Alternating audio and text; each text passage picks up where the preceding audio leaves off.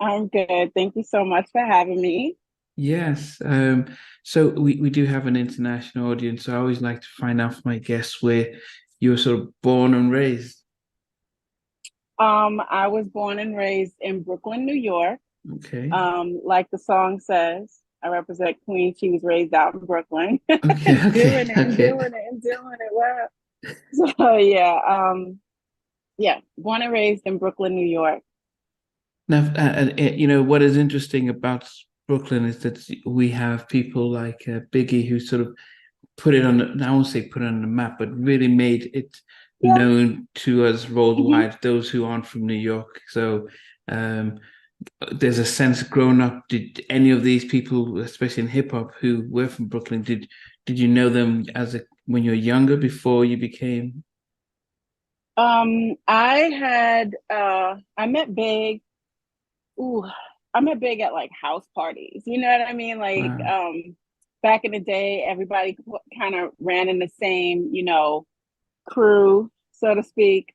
And I was really good friends with Dream Hampton, the writer and producer. I don't know if you're familiar with Dream Hampton. She's the one who created the movie, the R. Kelly movie. And she also Not Is it helped Surviving R. Jay-Z Kelly? write. Yeah, Okay. that's Dream Hampton. Yeah, the same Dream Hampton. Okay. I was really good friends with her. In fact, I named my first RV that I renovated, and we'll get to that. But my first tiny house, I named Dream. I named after her. Oh, okay. And yeah, so Dream Hampton and I were really good friends. So that's how I ended up meeting like Biggie at house parties. And then we would run into each other at different events and stuff outside of Brooklyn. But it was a lot of people that all kind of hung out together, like MC Light, Special Ed, um, God, Dana Dane. It was just so many of us that kind of all hung out together. The Beat Nuts, those are my boys. I ran with a lot of those people from the whole Native Tongue. Are you familiar with Native Tongue? Tribe No. Called Quest, Oh, yeah, I know Jungle that. Brothers. Yes, yes, yes, Yeah. yes, yeah. But So that whole sect, yeah. what was it like then as a kid growing up in Brooklyn, say in the 80s, you know? Um, it was definitely different from the way that it is with kids growing up now. We spent a lot more time on the street.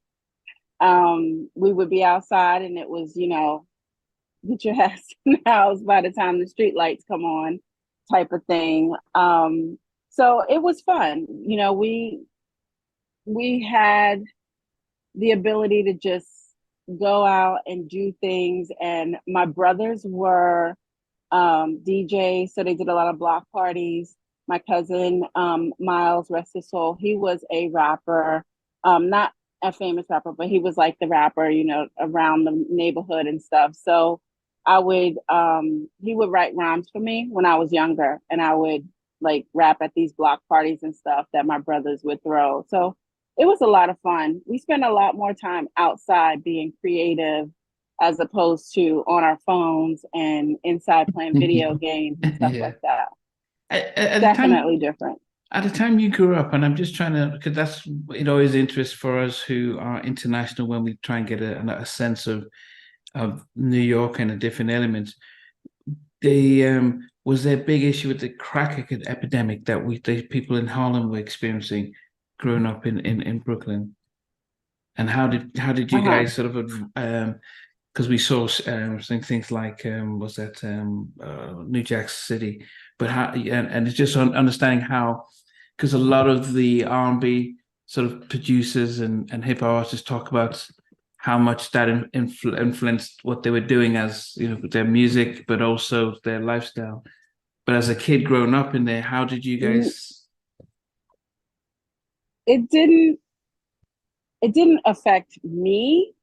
Um, I think I was just too busy doing what I was doing to even really pay attention to all of that stuff. It wasn't something that was close to my family. Like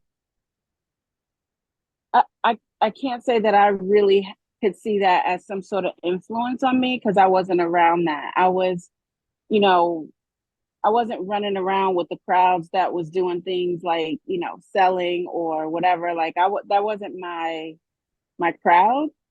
Um, I was busy doing other stuff, always trying to be creative. So I think it was more, I was sort of protected from it growing up with as many brothers. I have seven brothers. And so Wow. I was, yeah, I was sheltered a little, I think. And so they Yeah. kept a lot of stuff away from me. And people in the neighborhood that were the neighborhoods that I lived in that were probably into those kind of things knew not to bring that around me because of my brothers. Like nobody wanted to, for lack of a better word, fuck with my brothers. Like it was just nothing where anybody wanted to do anything that was going to, get on their bad side.